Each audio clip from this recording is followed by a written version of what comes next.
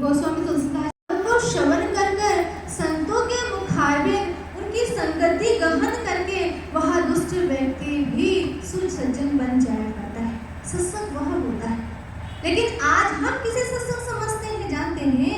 बड़े बड़े शामियाने लगे होते हैं, बड़े बड़े मंच सजे होते हैं, वहाँ पर जो वक्ता है, जो प्रवचन कर रहा है, उनके प्रवचनों से हम इतने अधिक प्रभावित हो जाते हैं और हम उन्हें हम सत्य समझकर उनकी शरण ग्रहण कर लेते हैं।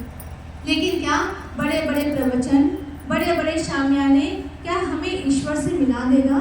नहीं मिलाएगा।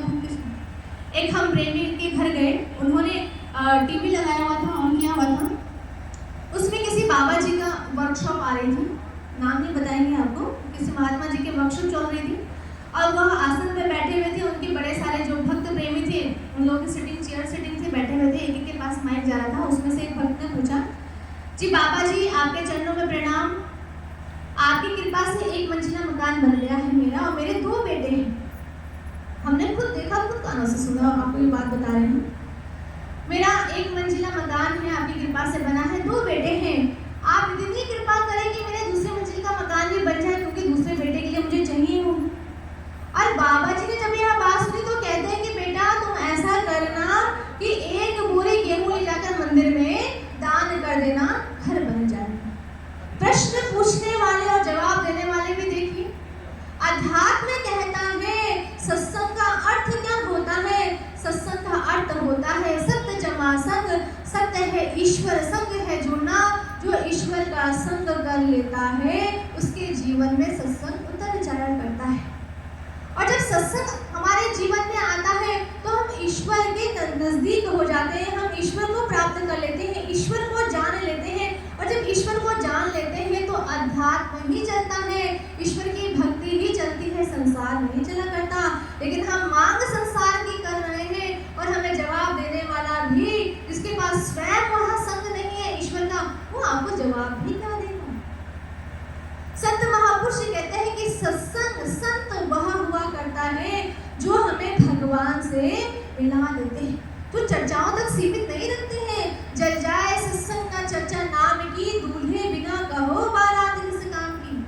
जिस सत्संग के भीतर भगवान के नाम की चर्चा ना की जा रही हो, समझ लीजिए वह सत्संग सत्संग नहीं बत्संग हुआ करता है, बातों का संग हुआ करता है। मान लीजिए बड़ी आलीशान बारात निकल रही हो, लेकिन उस बारात में दूल्हा ना हो तो क्या वो बारात सजेगी? नहीं सजेगी। बड़े से बड़ा शामियाना लगा हो, बहुत बड़े बड़े प्रवचन दिए जा रहे हो, लेकिन भगवान के दर्शन की बात ना हो की जा रही हो, तो वो सत्संग सत्संग नहीं बत्संग हुआ करता है।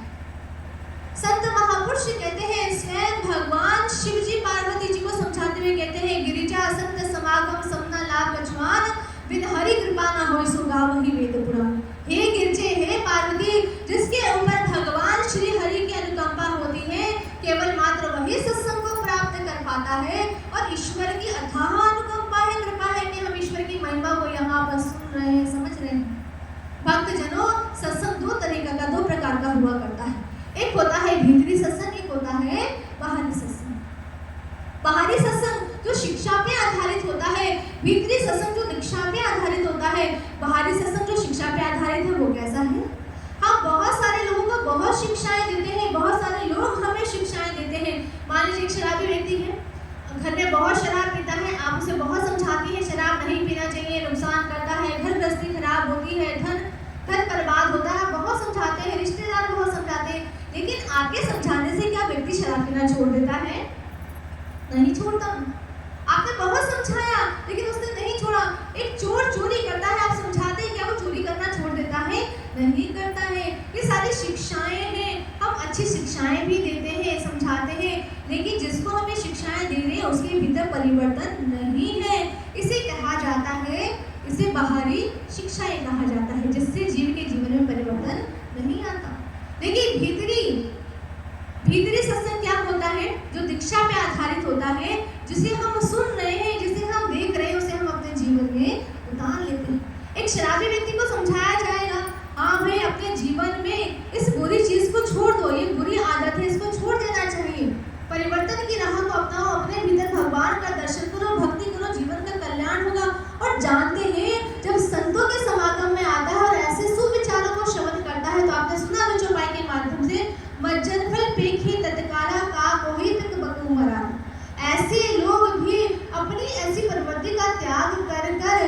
अच्छे कर्म में लग जाया करते हैं। सोच कर देखिए उस पिता के हृदय पे क्या गुजरी होगी, जिसने अपने बेटे की परवरिश की, उसे हर एक चीज उसकी इच्छाओं को पूरा किया, खुद गीले में सोकर अपने बेटे को, अपने पुत्र को सूखे में सुलाया। उसकी क्या स्थिति हुई होगी। अब इधर पिता अपने चेहरे पर मुस्कान लाकर क्या करते हैं, उस थान के कपड़े को खोलते हैं, उसे आधा फाड़ते हैं, आधा अपने पास रखते हैं और आधा अपने बेटे के हाथ में पकड़ाते हैं। बेटा कहता है पिताजी मैं पूरा आपके लिए लेकर आया हूँ, आप मुझे क्यों दे रहे हैं। पिता कहते हैं रख ले, आज तो मुझे ये आधा मिल रहा है, भविष्य में तेरा बेटा तुझे ना दे तो उसे रख ले, अभी से तेरे काम आए। ये संसार की, समाज की स्थिति है। लेकिन बार बार जो हमें दुत्कारते हैं, बार बार हम उन्हीं के पास जाते हैं, बार बार हम उनके पास जाते हैं। ईश्वर कहता है संसार में सुख नहीं है, ज्योति स्वरूप सदा सुख दाता, ईश्वर के चरणों में सुख है, वही परमपिता परमेश्वर है, क्योंकि वो स्वार्थी नहीं है। हम सब उसके संतान हैं, हम सबको बराबर स्नेह और प्रेम देता है। अपने कष्ट, अपने दुख लेकर उसके दरबार में जाते हैं तो वो हमारी झोलियां, हमारे कर्मों को देखकर भर दिया करता है। इसलिए गोस्वामी तुलसीदास जी कहते हैं कि सहज सुख राशि हो, बड़ी ही सरलता से तुम सुख को प्राप्त कर सकते हो। लेकिन यह सुख की प्राप्ति कैसे होगी, जब मायापति का सानिध्य प्राप्त करेंगे। गोस्वामी तुलसीदास जी ने कहा जो माया बस भय गोसाई, बंधियो कीट मरकट के नाई। लेकिन जब जीव माया के वशीभूत हो जाता है तो उसकी स्थिति बंदर की भांति हो जाती है। वह उस माया के चने में अपने आप को फंसाकर शिकारी के हाथों फंस जाया करता है। मनुष्य भी संसार में रहकर अपने आप को इस संसार में इतनी बुरी तरह से उलझा लेता है कि इससे निकल ही नहीं पाता और एक दिन मृत्यु को प्राप्त हो जाता है। इसलिए संत महापुरुष जागरूक करते हैं, हर पल हर कदम पर जागरूक करते हैं कि जाग जाओ, समझ जाओ, अभी भी समय है, अभी भी अवसर है। और हम जागते कैसे हैं, इस संसार की तमस, इस अंधकार से, इस अज्ञानता के अंधकार से हमें प्रकाश की ओर कैसे लेकर जाते हैं। जब संत महापुरुष हमारे जीवन में आते हैं और सत्संग का पदार्पण जब होता है। अब सत्संग का पदार्पण हमारे जीवन में कैसे हुआ, संत महापुरुषों की शरणागति हमने कैसे ग्रहण की। आप सत्संग किसे कहते हैं, आप संत महापुरुषों की शरणागति को कैसे कहते हैं, आइए